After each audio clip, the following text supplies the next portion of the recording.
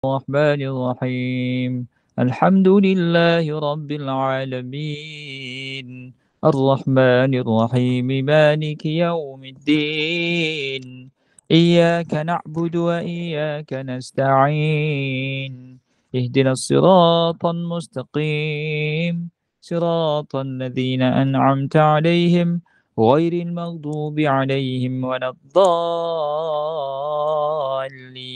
آمين. Alhamdulillah Rabbil Alamin wa bihi nasta'in ala umuri dunya waddin wassalatu wassalamu ala ashrafil anbiya'i wal mursalin Sayyidina Muhammadin wa ala alihi wa sahbihi ajma'in amma ba'du. Warga usrah yang dirahmati Allah Subhanahu wa taala sekalian, pertama dan selamanya kita merafakkan syukur kepada Allah Taala kerana masih lagi diberikan peluang dan ruang untuk bertemu pada malam yang berbahagia malam ni dah 20 Zulkaidah. Maka tinggal 10 hari saja lagi kita nak masuk ke bulan Zulhijjah, yang mana kata Nabi SAW tidak ada amalan yang paling Allah cintai mengatasi beramal di 10 hari pertama di bulan Zulhijjah. Maka sahabat kata, walaupun berjihad ke ya Rasulullah? Nabi kata, walaupun jihad fi sabilillah tidak boleh menandingi pahala beramal di 10 hari pertama di bulan Zulhijjah.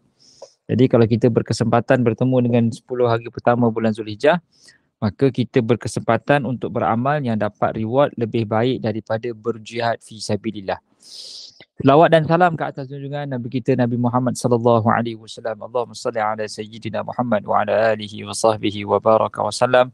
Ahli keluarga baginda dan para sahabatnya, para tabi'in, tabi'in, dan doa berpanjangan buat umat Islam yang berada di Syria, di Palestin, di Kashmir, di Xinjiang, di Yaman, di Afghanistan, di seluruh dunia agar Allah berikan kekuatan insya-Allah.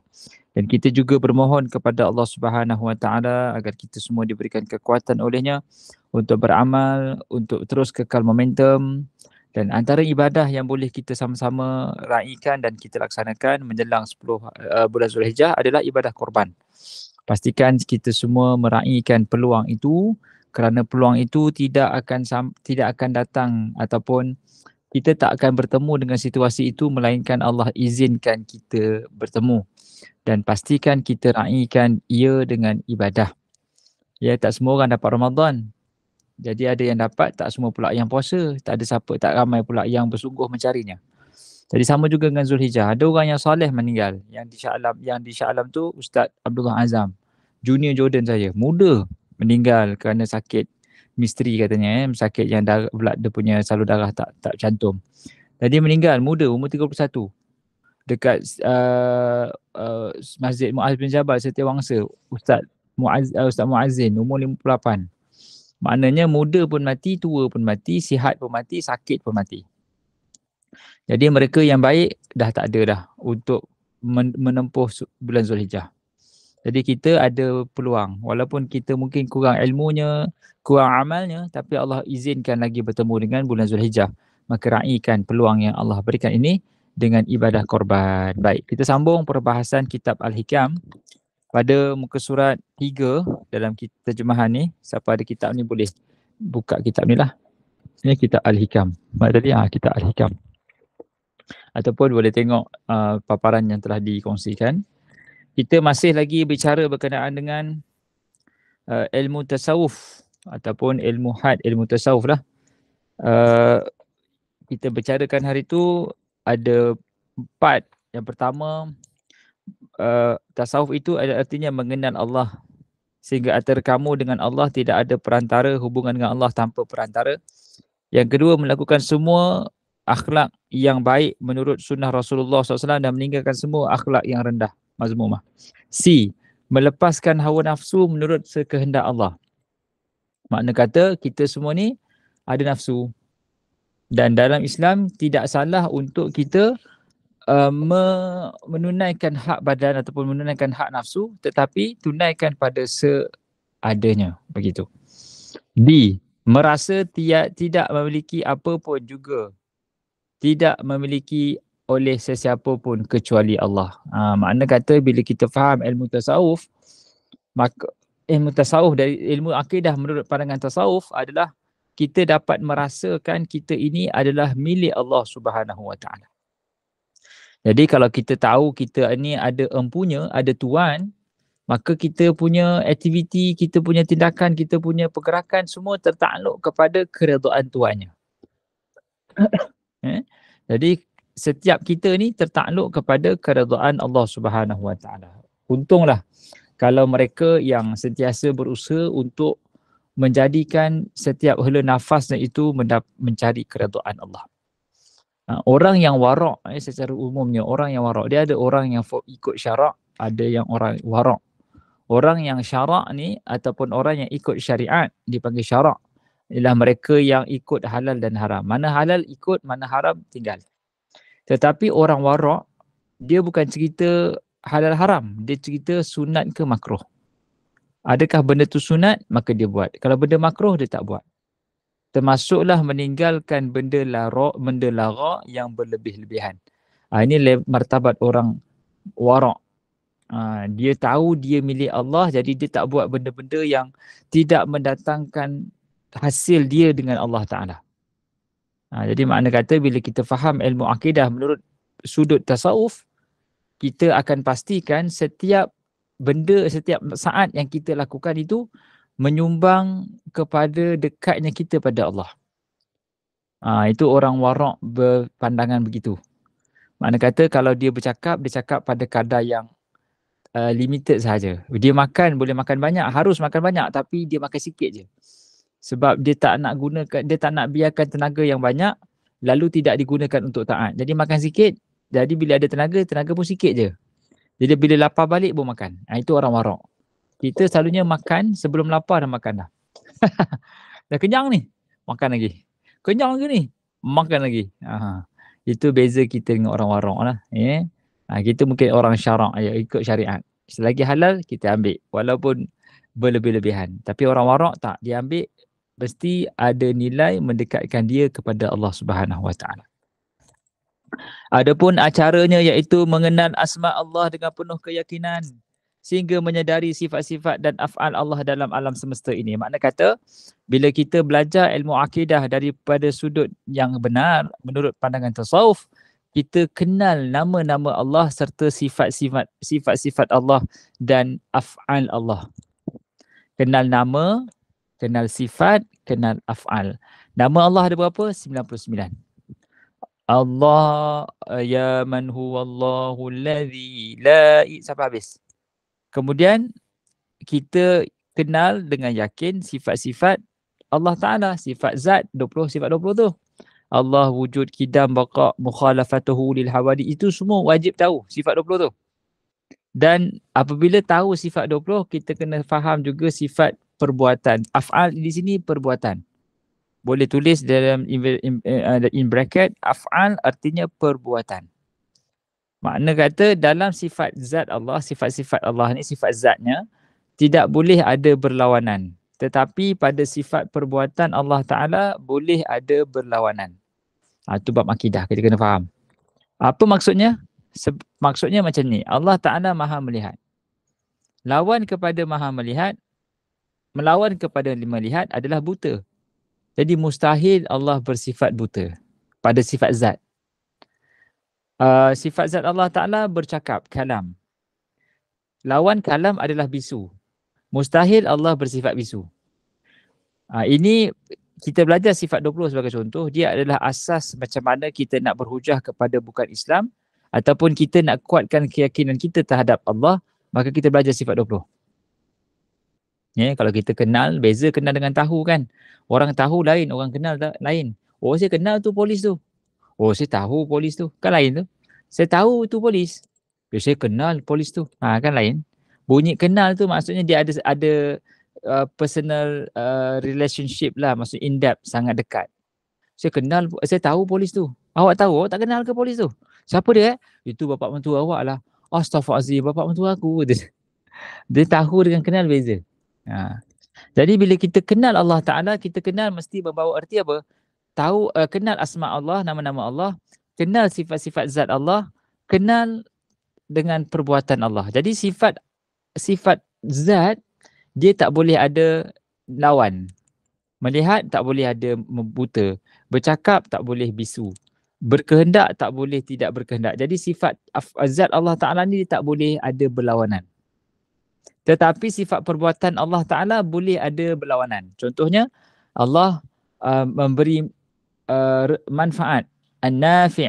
Pada masa yang sama, Allah Ta'ala ad-dar, memberi mudarat. Allah Ta'ala boleh turunkan hujan. Pada masa yang sama, Allah boleh tahan hujan. Allah letakkan manusia ke syurga. Pada masa yang sama, Allah letakkan manusia ke neraka. Jadi Allah memiliki sifat berlawanan kepada sifat perbuatannya. Allah Maha Pemberi penyakit, Allah Maha Penyembuh. Allah memberi sedih, Allah Maha dekat. Allah memberikan kita kemiskinan, Allah Maha Kaya. Jadi pada perbuatan Allah Ta'ala, Allah boleh jadi both side. Kepada yang banyak positive side, kepada yang banyak negative side. Yang mana banyak ke negative side itu pun merujuk pada Allah berkuasa. Maksudnya menisbahkan kepada kuasanya Allah Ta'ala untuk melaksanakan sesuatu mengikut kehendaknya. Gitu. Ya, kena faham tu sifat af'al ni. Sebab dia ilmu kalam. Ilmu akidah ni dipanggil ilmu kalam. Ilmu yang mesti diperdebatkan, mesti dibercakap. Baik. Adapun gurunya, maka Nabi Muhammad SAW yang telah mengajarkan melalui wahyu dan melaksanakannya secara zahir dan batin sehingga diikuti oleh para sahabat-sahabat radhiyallahu anhum. Makna kata Nabi lah orang yang telah mempelopori, yang telah membuka jalan untuk kita kenal Allah Subhanahu Wa Taala. Gitu ya. Kalau kita tak ikut jalan Nabi SAW, kita ikut jalan siapa? Pening. Ikut jalan Allah, ikut jalan Nabi Muhammad SAW. Adapun manfaat daripada pembelajaran ilmu tasawuf ini, ia mendidik hati sehingga mengenal zat Allah, sehingga berbuah ke lapangan dada dan bersih hati dan berbudi pekerti yang luhur menghadapi semua makhluk. Makna kata, bila kita faham sifat-sifat Allah, kita faham ilmu tasawuf, ilmu akidah ini, maka hati kita akan cepat lapang. Hati kita cepat bersih. Hati kita tenang menghadapi musuh, menghadapi semua makhluk. Macam mana kita boleh rasa sempit dada sedangkan kita tahu dan yakin Allah Ta'ala itu Maha Penyayang. Jadi Allah datangkan ujian dalam hidup kita dalam keadaan Allah Maha Penyayang. Jadi itu adalah hadiah daripada Allah. Walaupun berupa sakit, tapi kita terima ia sebagai hadiah. Jadi kita tak anggap dia sakit.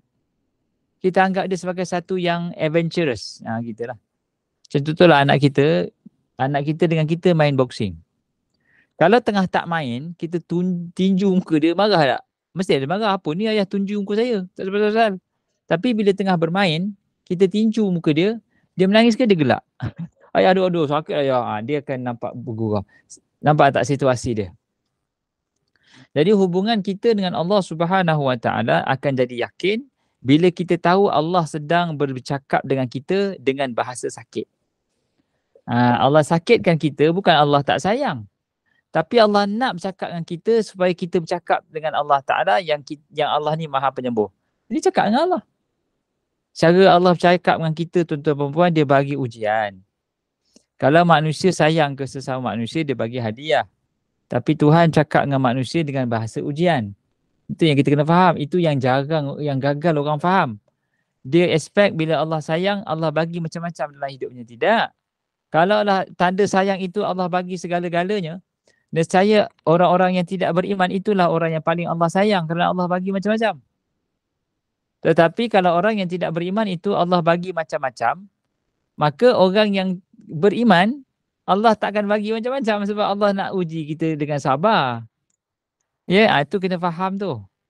Kena faham syarah betul-betul berkenaan dengan hubungan kita dengan Allah Subhanahu Wa Taala. Bila kita kenal Allah Taala, dia didik hati kita, kita cepat bersih hati, kita cepat lapang dada, kita sentiasa berakhlak mulia dengan semua makhluk. Sebab apa? Sebab kita nampak Allah yang datangkan situasi itu, lalu Allah nak tengok macam mana kita react kepada situasi tersebut. Kalau dia pejabat, kita stres.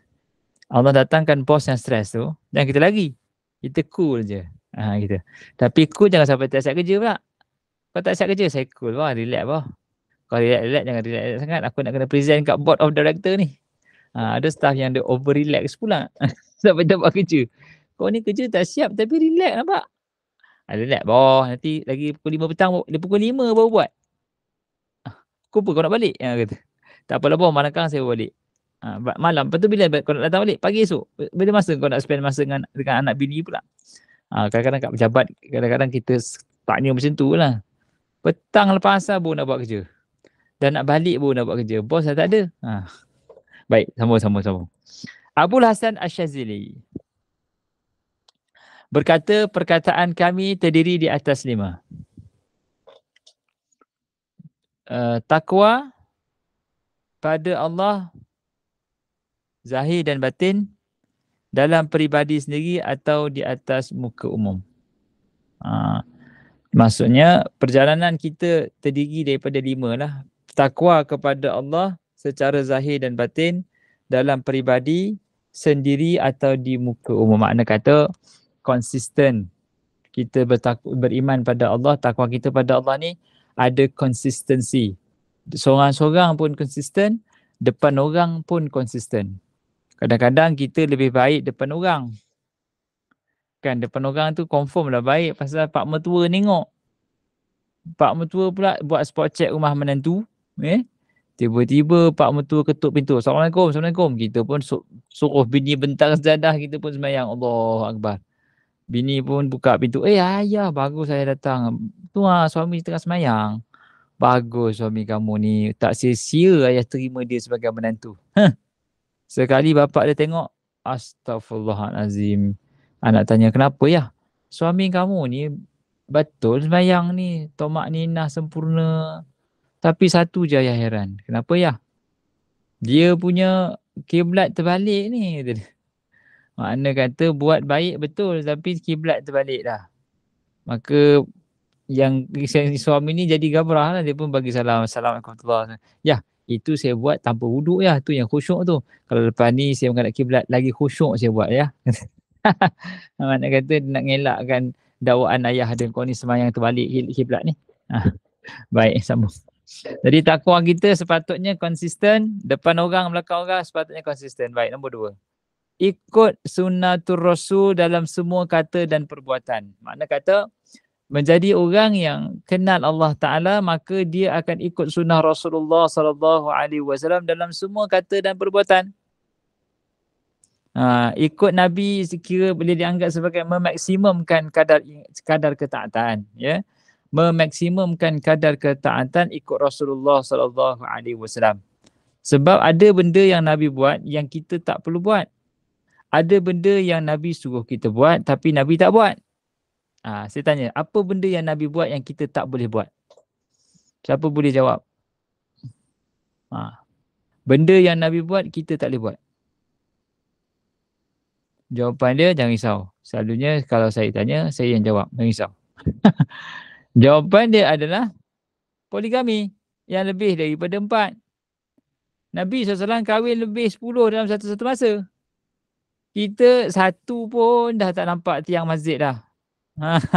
Kan? Makna kata ada sunnah Nabi yang susah untuk kita ikut, jadi tak ikutlah. Ada satu sunnah yang Nabi tak boleh, yang Nabi seorang je buat, kita tak payah. Nabi SAW wajib qiyamul lail. Kita tak ada qiyamul lail. Nabi wajib tahajud, kita terkejut. Lain tu. Nabi SAW ambil harta rampasan perang 1/5. Kita tak. Jadi ada benda yang disyariatkan khas untuk Rasulullah SAW. Kita ikut berasaskan kepada ikut sunnah Nabi SAW, kata-kata dan perbuatan. Mana kita belajar sifat 20 ataupun kita belajar sifat akidah menurut pandangan tasawuf ini, makna kata kita bersedia untuk letakkan sunnah Nabi SAW sebagai letter of demand. Maksudnya kita buat atas asas arahan Nabi Muhammad SAW. Nabi kata, macam mana hadis tu, saya tak ingat lah. Saya lupa dah. Tapi nak ceritanya, kita ikut Nabi SAW semaksimum mungkin.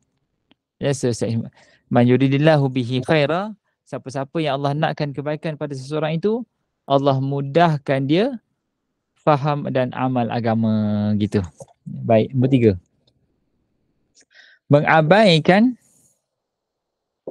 Mengabaikan semua jap. Saya tengok jap. Ada anak saya panggil jap.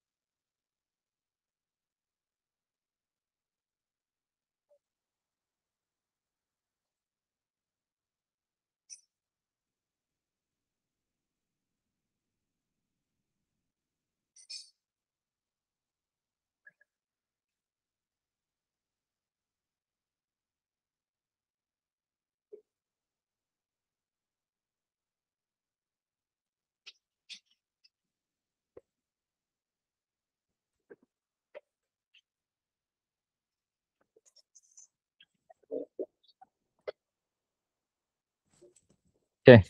Sorry. Baik. Yang ketiga, mengabaikan semua makhluk dalam kesukaan atau kebencian mereka. Yakni tidak meninggalkan sesuatu perkara ataupun buat satu perkara berasaskan kepada suka atau bencinya manusia. Tetapi kita buat sesuatu kerana apa? Kerana kehendak Allah Subhanahu Wa Taala. Makna kata kalau kita di pejabat ni kan, kita cakap bos, benda ni tak boleh bos, haram bos. Kenapa haram pula? Orang lain boleh je, kau tak boleh pula. Orang lain punya pasal lah bos. Saya bagi tahu kita tak boleh buat macam ni sebab kita bagi sebab dan reason. Tapi disebabkan kita cakap gitu, bos marah lah kita. Disebabkan bos marah kita, maka kita dipotong bonus. Adakah kita terkesan ataupun tidak dengan bonus yang dipotong itu? Sedih tak? Sedih lah. Tapi cara kita respon terhadap itu yang lebih penting. Bos potong bonus saya ni sebab apa bos? Sebab saya bangkang bos ke atau bos tak suka saya? Sebab kau bangkang aku lah. Dia kata gitu. Dia kata bos, saya bangkang ni atas dasar saya sayang ke syarikat. Sebab syarikat ni sempat saya cari makan. Jadi kalau ianya melanggar arahan Allah Ta'ala, jadi saya tak nak saya ni termasuk syubhah juga. Sebab end of the year, saya ni buat profit kepada syarikat. Saya tak nak ianya jadi haram. Dia kata tak payah jadi warok. Gitu. Tak payah jadi warok katanya. Jadi asas kepada orang yang nak dekat kepada Allah Ta'ala, dia mesti bersedia menghadapi ujian, kebencian oleh manusia, dan dia tidak buat ataupun tinggalkan sesuatu arahan Allah Ta'ala berasaskan kepada suka atau bencinya manusia terhadap ujian atau terhadap perkara itu. Apa sajalah yang kita terpaksa tegur. Kadang-kadang kita ni orang lelaki susah nak tegur. Kita suka cool, chill. Alah, relax lah bro. Kita nak relax. Tapi hakikatnya kalau kita tak tegur, kita bertanggungjawab esok di hadapan Allah Ta'ala. Jadi kita tegur lah atas kapasiti kemampuan kita. Kalau kita tak mampu tegur dengan mulut, tak mampu ubah dengan tangan, ubahlah dengan mulut. Kalau tidak, benci dengan hati. Baik. Jadi yang ketiga adalah mengabaikan pandangan makhluk dalam kesukaan ataupun kebencian mereka. Yakni tidak menghiraukan apakah mereka suka atau benci dalam erti kata kita mengabdikan diri kepada Allah Subhanahu Wa Taala. Baik, yang keempat. Yang keempat, rela ataupun redha. Menurut hukum Islam, hukum Allah, ringan ataupun berat. Makna kata, hasil daripada kita belajar ilmu akidah ini, maka perjalanan kita belajar ilmu akidah ni, ianya terdiri di atas rasa redha menurut hukum Allah walaupun berat. Ringan tu no issue lah, berat sekalipun kita terpaksa redha, kita bukan terpaksa redha, kita redha. Bukan paksa rela terus. terhadap semua hukum hakam Allah Ta'ala sama ada ringan ataupun berat. Maka kita sedia untuk melaksanakan ataupun kalau kita yang disabitkan kesalahan, kita sanggup untuk pikulnya. Kelima, kembali kepada Allah dalam keadaan suka dan duka. Baik. Maka untuk melaksanakan takwa harus berlakunya warak. Ni yang saya sebut tadi. Untuk sampai ke martabat takwa, ianya mesti melalui jalan orang warak. Apa maksud jalan orang warak?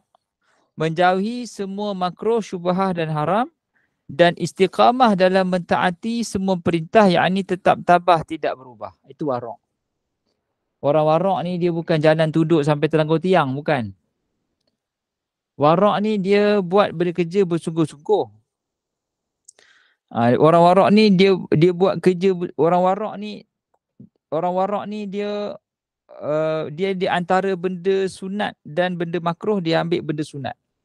Dia bukan di antara halal dan haram, dia antara benda sunat dan makruh, dia buat yang sunat. Dan benda harus pula dia tak buat benda lebih-lebih. Gitu tadi kita sebut tadi kan. Dia tak pergi buat benda-benda yang orang boleh menyatakan ish, pelik dia tak buat. Dia tak buat. Dan tetap istiqamah dalam mentaati semua perintah, yakni tetap tabah tidak berubah. Baik. Ke surat sebelah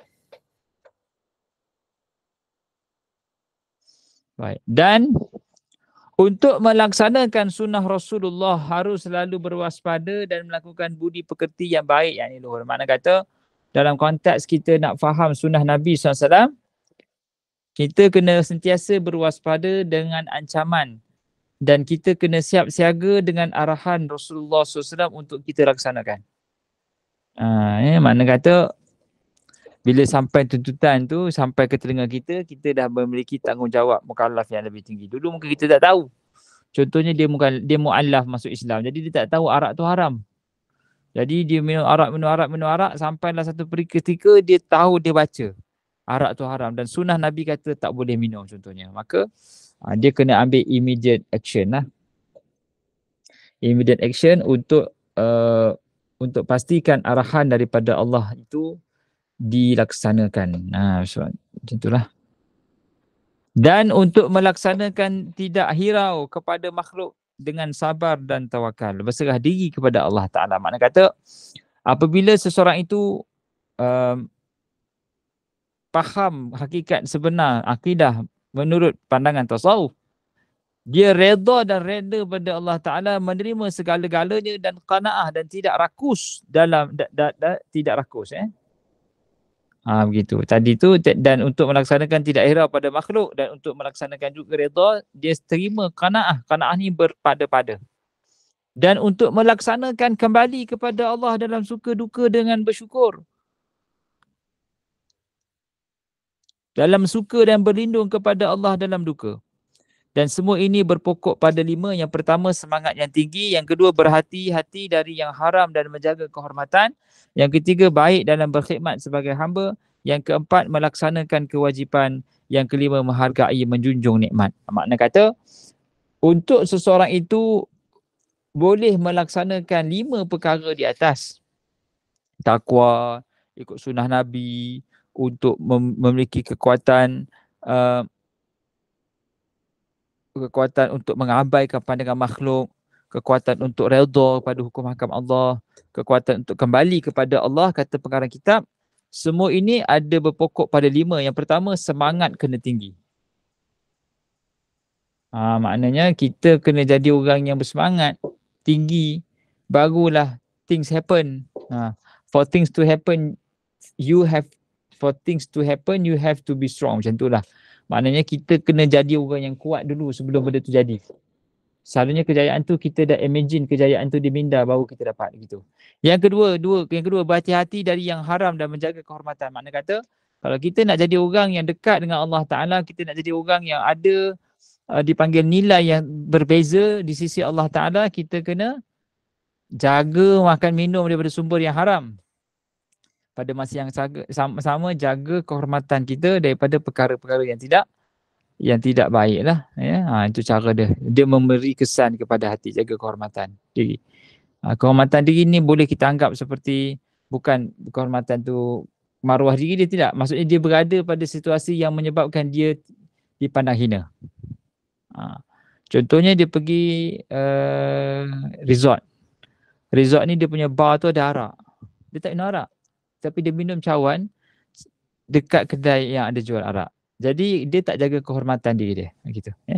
Ketiga, baik dalam berkhidmat sebagai hamba. Makna kata kalau kita nak dapatkan nilai yang 5 tadi, kita sendiri mesti baik dalam berkhidmat sebagai hamba. Yang keempat, melaksanakan kewajipan. Segala kewajipan kita laksanakan. Dan yang kelima, menghargai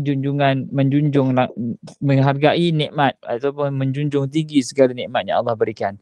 Bila kita ada merasakan nikmat Allah itu banyak, itulah sifat qanaah. Sifat qanaah ni dia menghargai apa yang dia ada. Orang yang bahagia ni orang yang boleh hargai apa yang dia dapat, bukan dia mengharapkan benda yang berada di tangan orang. Sampai kalau macam tu, sampai bila kita tak bahagia. Bahagia ni adalah apabila kita mampu bersyukur terhadap apa yang kita miliki, bukan memiliki apa sahaja yang kita mahukan. Gitu. Sebab ada benda yang kita nak tapi tak baik untuk kita. Ada benda yang baik untuk kita tapi Allah tangguh dulu. Ada benda yang langsung tak elok, Allah bagi benda lain. Begitu. Maka siapa yang tinggi semangat pasti naik tingkat darjatnya. Dan siapa yang meninggalkan larangan yang diharamkan oleh Allah, maka Allah akan menjaga kehormatannya. Dan siapa yang benar dalam mentaati Allah pasti mencapai tujuan kebesaran Allah dan kemuliaan Allah. Dan siapa yang melaksanakan tugas kewajipannya dengan baik, maka bahagia hidupnya. Dan siapa yang menjunjung nikmat berarti mensyukuri dan selalu akan menerima tambahan nikmat yang lebih besar. Makna kata kalau kita taat lebih, maka Allah Ta'ala akan tak segan silu untuk meraihkan kita dan berikan tawaran-tawaran yang hebat. Wallahu alam, kita berhenti surat 4 tu insya-Allah. Kita akan masuk pada muka surat 5 pada siri yang akan datang. Muka surat 5 kita masih lagi dalam membahaskan bab muqaddimah. Jadi mudah-mudahan apa yang kita sampai dan bincangkan pada malam ini dapat sama-sama kita ambil pengiktibaran dan jadikan sandaran dalam kehidupan. Mudah-mudahan Allah Ta'ala berikan kekuatan juga untuk kita beramal di 10 hari pertama di bulan Zulhijjah. Jangan lupa masuk ibadah korban. Jangan lupa untuk berpuasa di wukuf Arafah. Kata Nabi SAW, siapa berpuasa pada hari wukuf, maka dia dapat fadilat pahala, diampunkan dosa tahun sebelum dan tahun mendatang. Jadi jangan pernah lepaskan peluang berpuasa di bulan Zulhijjah. Zulhijjah pada 12 hari daripada sekarang insya-Allah. Jadi apa yang baik itu daripada Allah Ta'ala, yang kurang itu kelemahan diri saya, mohon maaf di atas kekurangan. Terima kasih di atas perhatian semuanya. Aku lumada tasma'un, aqulu qawli hadha wa astaghfirullahal azim li wa lakum wa li jami'il muslimin muslimat fastaghfiruhu wa billahi taufiq hidayah. Assalamualaikum warahmatullahi wabarakatuh. Tangguh pertemuan dengan tasbih kafarah dan suratul Asr. Subhanakallahumma bihamdika asyhadu an la ilaha illa anta astaghfiruka wa atubu ilaik. Bismillah.